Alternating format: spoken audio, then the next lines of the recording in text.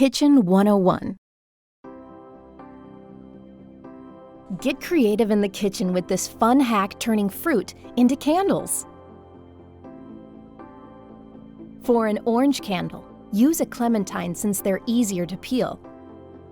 To make the candle, cut through the peel along the midline of the fruit, carefully loosen, and remove the peel without tearing it. You should end up with 2 orange peel bowls. Keep the side that has a bit of the pithy white stem still attached. This is your candle wick.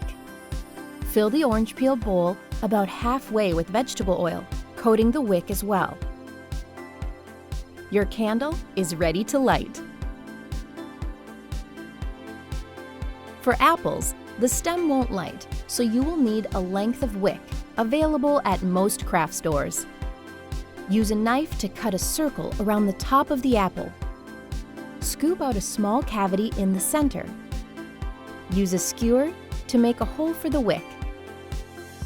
Slide it in and trim it to be even with the top of the apple. Add some oil and light.